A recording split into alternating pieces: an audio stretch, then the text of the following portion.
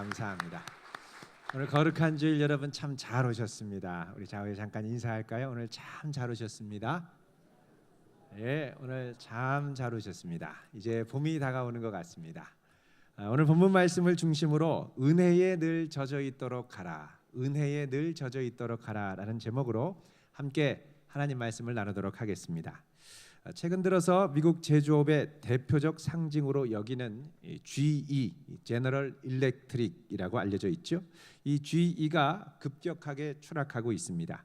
GE는 2000년도 초반에 미국 전체 기업의 시총 1위를 달렸던 미국의 역사와 함께했던 전설적인 기업입니다. 이 기업의 시작은 1892년 여러분 발명왕 에디슨 잘 아시죠? 이 에디슨이 설립한 에디슨 램프 회사가 모태가 됐습니다.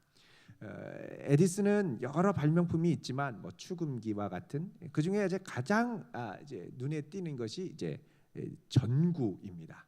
이 전구를 통해 온 세상에 빛을 밝혀 주었죠. 자, 이 전구로부터 시작해서 그 가스 터빈, 화력 발전의 주력 이 엔진이 되는 가스 터빈, 또 여러 가지 중요한 것들을 이제 만들면서 미국 제조업의 아이콘으로 이 GE가 아주 승승장구했었습니다. 게다가 20세기 초반에 와서는 잭 웰치와 같은 아주 걸출한 CEO를 배출하기도 했습니다. 잭 웰치가 있을 때 만들어진 유명한 이 품질 관리 프로그램, 여러분 아마 한 번쯤 들어보셨을지 모르겠습니다. 식스 시그마. 이게 전 세계에 너무나 많이 알려져서 너도 나도 회사마다 이 품질 관리 프로그램을 도입하면서 이게 회사 경영의 이 표준이자 교과서처럼 여겨졌었습니다.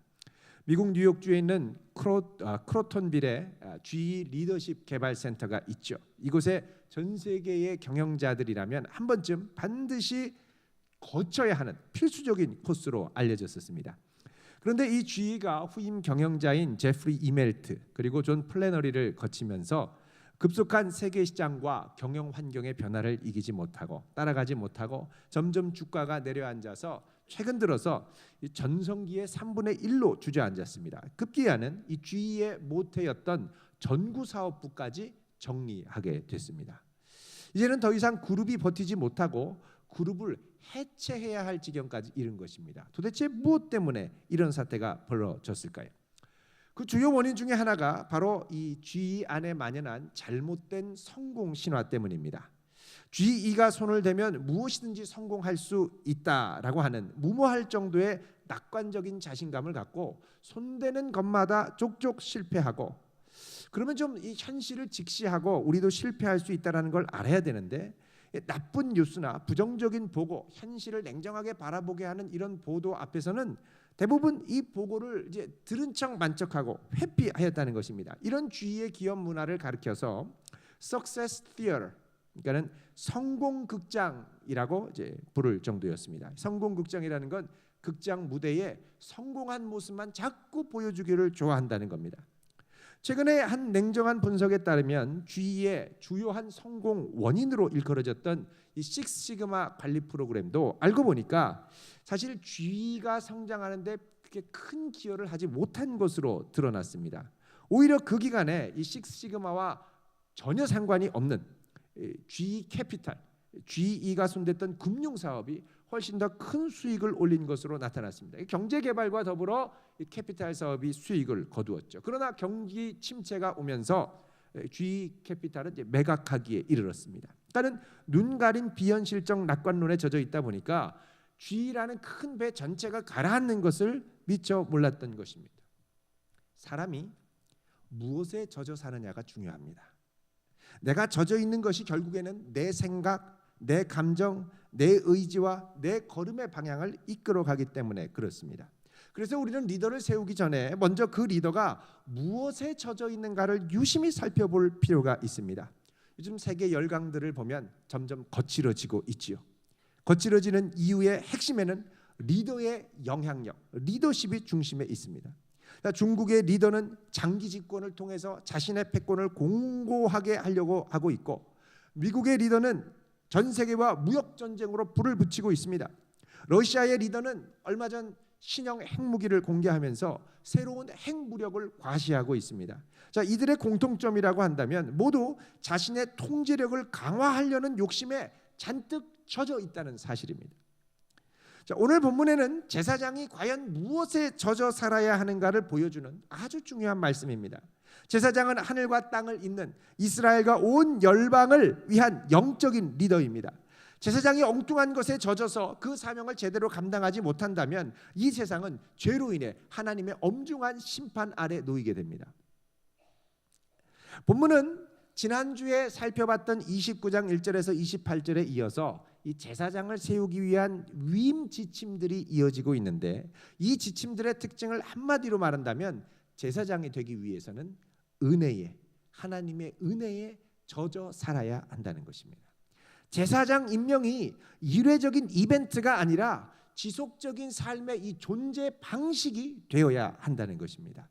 자, 오늘 말씀 29절 30절을 같이 읽어보겠습니다. 시작. 아론의 성의는 후에 아론의 아들들에게 돌릴지니 그들이 그것을 입고 기름 부음으로 위임을 받을 것이며 그를 이어 제사장이 되는 아들이 회막에 들어가서 성소에서 섬길 때에는 이레 동안 그것을 입을지니라. 아멘. 자, 아론의 성의를 후에 아론의 아들들에게 돌린다라는 말은 아론의 대제사장 직분을 그 아들들이 이어가야 하는데, 자, 이렇게 아들들에게 대제사장 직분을 이어가게 하기 위해서는 기억해야 할 중요한 두 가지가 있다는 겁니다. 자, 첫 번째는 뭐냐면 기름 부음으로 위임을 해야 됩니다. 29절 후반부에 보면 그것을 입고, 자, 대제사장의 복장을 입고 기름 부음으로 위임을 받게 하라라고 말씀을 하죠. 자, 위임을 받는다라는 표현이 히브리어로 말레 엣 야담입니다.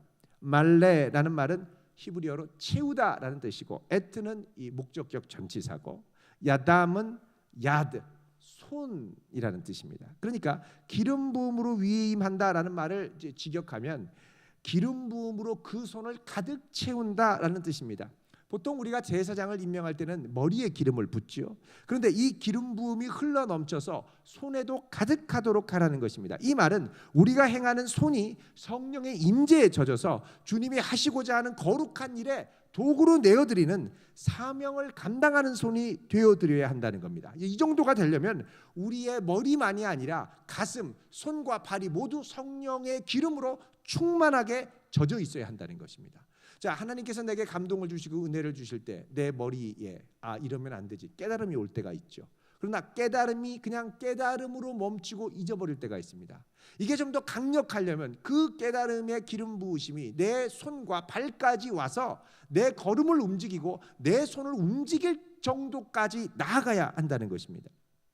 자, 두 번째로 이 새롭게 섬길 대제사장의 복장을 입을 때 하루 입고 벗는 게 아니라 이것을 입고 무려 7일 동안 그 안에서 살면서 지내야 한다는 겁니다. 그러니까 제사장 복장이 그냥 일회성 이벤트로 잠깐 입다가 벗는 게 아니라 늘 입고 사는 하나의 삶의 존재 방식이 되어야 한다는 겁니다. 제사장으로 머물러 있어야 할 은혜, 그러니까 제사장 옷을 입으면 그 가운데 흉패에 12 이스라엘 지파의 보석이 박혀 있죠. 이들을 가슴에 품고 하나님을 중보하고 여호와께 거룩이라는 패를 쓴 관을 쓰고 거룩한 삶의 방식으로 7일간 계속 그 존재 방식으로 머물러 있어야 한다는 겁니다. 이거는 대제사장이 잠깐 와서 한번 이 옷 입고 그냥 거룩한 척하고 나가는 일회성 이벤트의 이 삶의 방식이 아니라 늘 그 안에 머물면서 살아야 한다는 겁니다. 거룩한 존재로 머물러야 한다는 겁니다. 그러면서 하나님께서는 이들에게 이 기간 동안 먹어야 할 음식 규정을 31절부터 34절까지 말씀하는데, 여기 보면 위임식의 순양을 가져다가 거룩한 곳에서 고기를 삶고 거룩한 음식을 먹게 되는데, 오늘 말씀 33절은 이 거룩한 음식, 거룩한 고기를 이렇게 표현을 합니다. 우리 33절 읽어보겠습니다. 시작. 그들은 속죄물 곧 그들을 위임하며 그들을 거룩하게 하는 데 쓰는 것을 먹되 타인은 먹지 못할지니 그들이 거룩하기 때문이라. 아멘. 자, 이 거룩한 고기를 여기서 뭐라 그러냐? 속죄물이라고 합니다. 속죄물. 여러분, 이 속죄물이라는 게 뭡니까? 우리의 죄를 사해주는 제물이라는 겁니다. 제사장이 이 속죄물을 먹을 때 이 속죄물은 모든 백성의 죄를 사하기 위한 속죄물이 아닙니다. 왜냐하면 아직 위임을 받고 본격적으로 활동을 하지 않았기 때문에. 그럼 이 속죄물은 무엇을 위한 속죄물인가? 누구를 위한 속죄물인가? 바로 제사장 자신을 위한 속죄물입니다. 그래서 이 속죄물은 제사장 외에는 누구도 먹지 못하도록 금지하셨습니다. 자, 34절 말씀 읽습니다. 시작.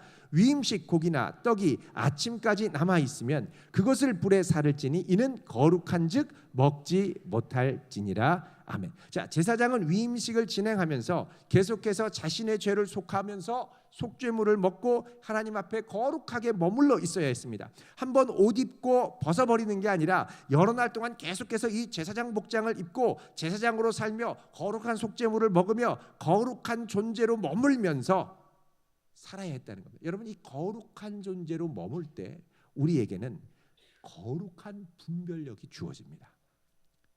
계속 주님의 거룩 안에 머무를 때 자신을 거룩하게 하지 못하는 것에 대한 예리한 양심의 분별력이 생겨난다는 것입니다. 최근에 나온 이 브라이언 크리스천이라고 하는 분이 쓴 이 알고리즘 인생을 계산하다, 알고리즘 인생을 계산하다라는 제목의 책을 보면 37%의 법칙이라는 것이 나옵니다. 예를 들어서 내가 새 집을 알아보려고 돌아다니는데 한 20군데를 알아보려고 돌아다닌다. 그러면 20군데에 37%, 그러니까 37%면 7.4가 나오니까 한 7, 8군데 정도를 돌아다녀 보고 나면 평균적으로 이 집들, 이 지역의 집의 수준을 알게 되고, 그 다음부터는 쭉 볼 때 이전에 봤던 것보다 조금 더 좋고 마음에 드는 게 딱 나타나면 뭐 나머지 건 볼 필요 없이 그거 딱 잡으면 거의 실수가 없다는 겁니다. 그러니까 10군데를 내가 돌아본다 그러면 한 서너 군데 돌아보면 딱 감이 잡힌다는 것이죠. 여러분, 이거는 직원을 면접할 때도 그렇습니다. 내가 한 명의 직원을 뽑는데 100명이 지원한다. 그러면 37명은 처음에 무작정 일단 보라는 겁니다. 일단 보고 나면 그 다음부터 37명 넘어서 38명부터는 그 이전에 봤던 것보다 더 좋은 사람이 나타나서 그 사람을 그냥 탁 바로 결정하면 거의 실수가 없다는 것입니다. 신기하죠? 경쟁률이 50대 1이면 한 18명 정도 쭉 보고 그 다음부터 결정하면 됩니다. 이게 그냥 하는 말이 아니라 수학적인 알고리즘으로 입증된 이 최적 멈춤, optimal stopping이라고 하는 원리에서 나옵니다. 수학적으로 계산을 하면 37이라는 숫자가 어떻게 나왔느냐? 100을 상수 2 값이라고 그러죠. 2.718로 나누었을 때 37 정도가 나옵니다. 37개 정도를 지나면 평균적인 확률의 표준적인 이 분포가 나온다는 것이죠. 그래서 지금 이 표준적인 분포를 알고 그 다음부터 선택하는 건 그 표준 분포 위아래로 보기 때문에 거의 정확하다라는 것입니다. 자, 이걸 분별력의 관점에서 본다고 한다면 우리가 어느 정도의 분별력을 가지려면 상당 부분은 잠겨 있어야 된다는 겁니다. 37%.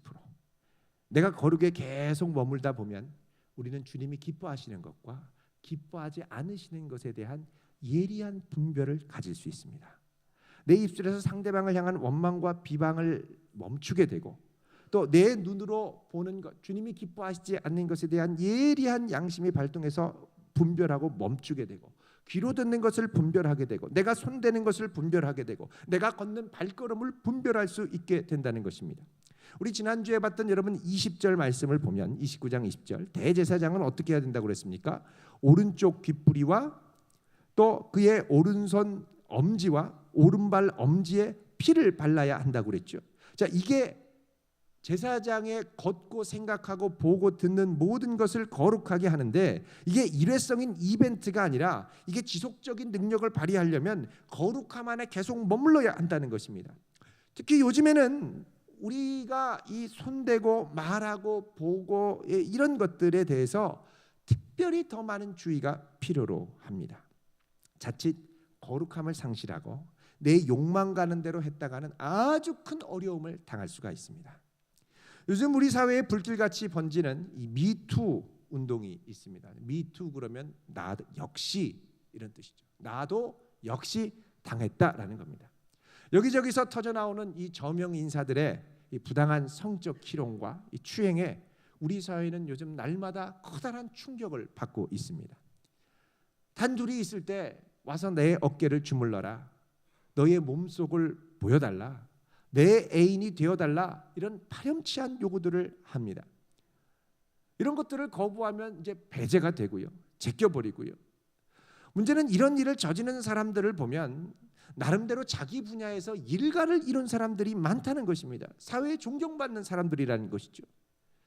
자, 이런 분들이 이렇게 폭로가 되면 앞에 나서서 사과를 하게 되는데, 많은 경우에 진정성 있는 제대로 된 사과를 보기가 어려운 경우가 꽤 있습니다.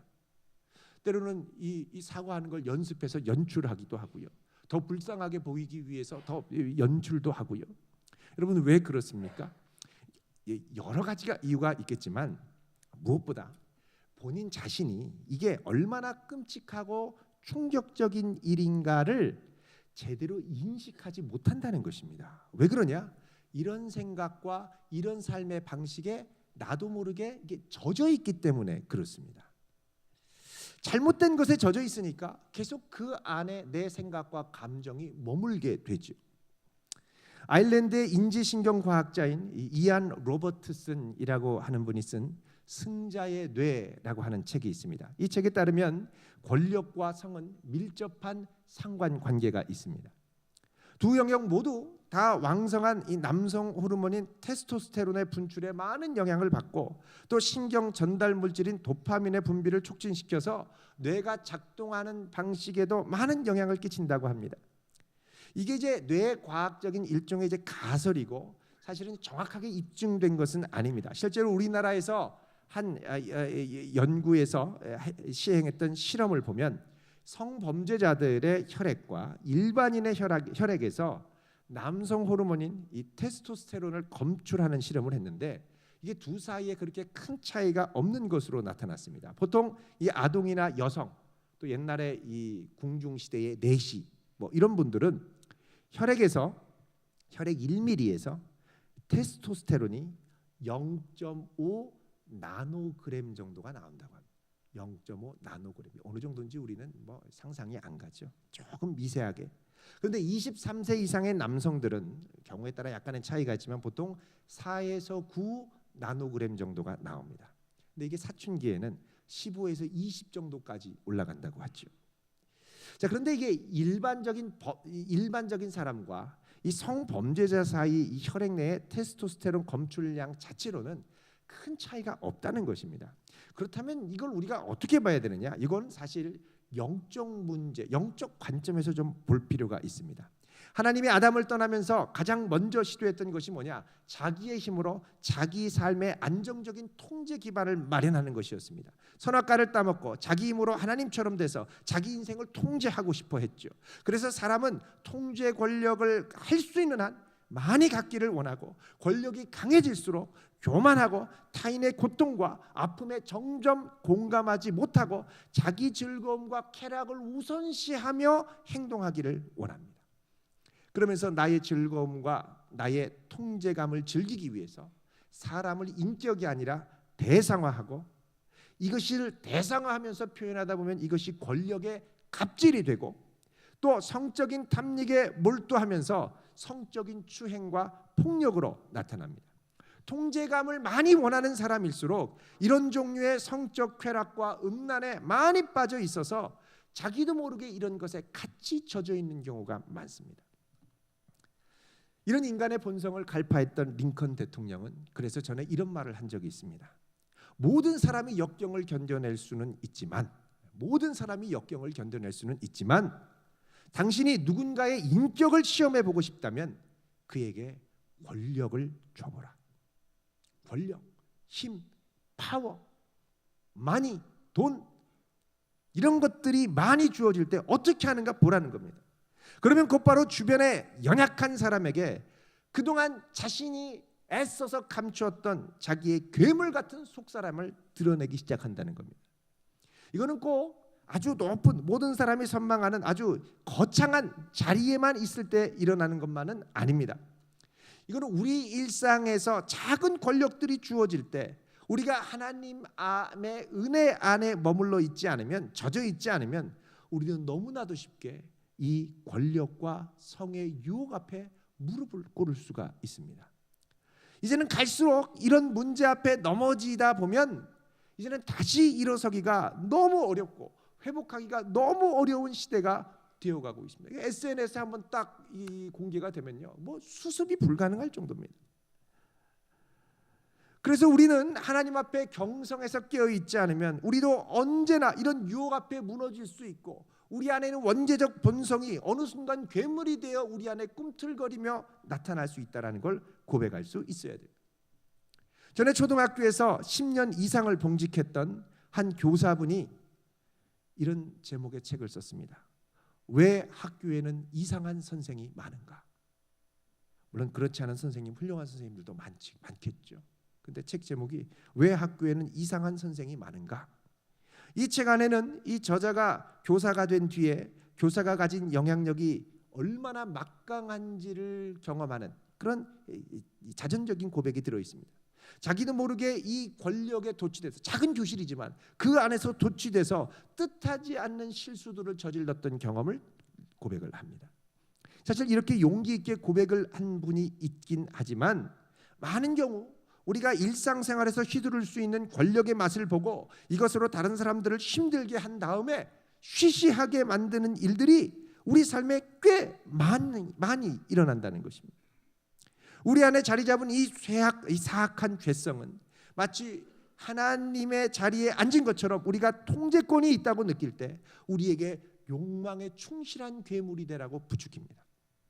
따라서 우리는 우리 자신에게 점점 통제권이 주어지고 힘이 주어지고 돈이 주어질 때 나는 과연 어떤 사람이 되어가고 있는가를 하나님 앞에 깊이 성찰해야 됩니다.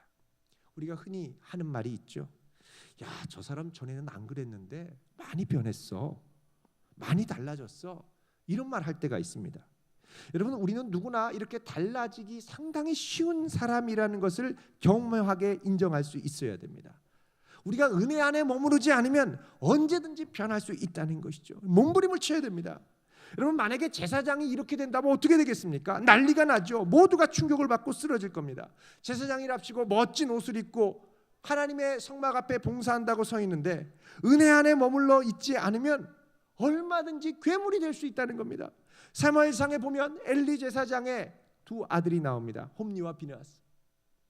이들이 성막에 머무르면서 제사장의 역할을 하고 있었지만 은혜 안에 잠기지 않으니까 어떤 일이 벌어지느냐? 회막문에서 수종드는 여인을 끌어들여서 부정한 관계를 맺고 맙니다. 이게 충격 자체죠. 그래서 제사장은 날마다 사람 앞에 서기 전에 본인이 하나님 앞에 1:1로 거룩한 속죄물을 먹으며 하나님 앞에 누구한테 보여주기 위한 게 아니라 스스로 제사장의 복장을 입고 은혜 안에 날마다 머무르며 날마다 하나님의 보좌 앞에 어린 양의 피를 붙들고 나아가야 한다는 것입니다. 오늘 말씀 38절 39절 같이 읽겠습니다. 시작. 내가 제단 위에 드릴 것은 이러하니라.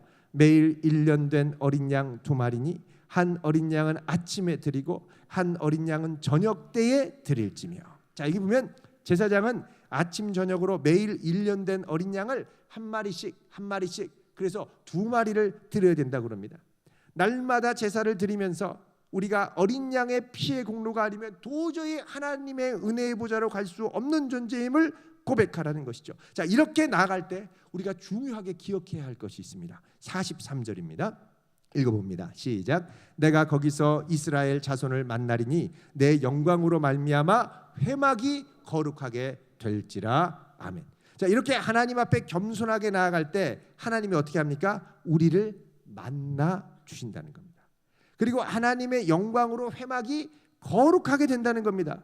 자, 이렇게 볼 때 거룩의 최종적인 능력은 우리에게 있는 게 아니라 하나님의 주권적인 영광에 있는 겁니다. 내가 제사 드리고 내가 양의 피를 갖고 하나님 앞에 나가면 그냥 자동적으로 거룩하게 되는 게 아니라 하나님이 우리가 드리는 이 제사를 거룩하게 받으시고 그의 영광을 우리에게 드러내실 때, 우리를 만나 주실 때 비로소 우리가 거룩하게 된다는 것입니다.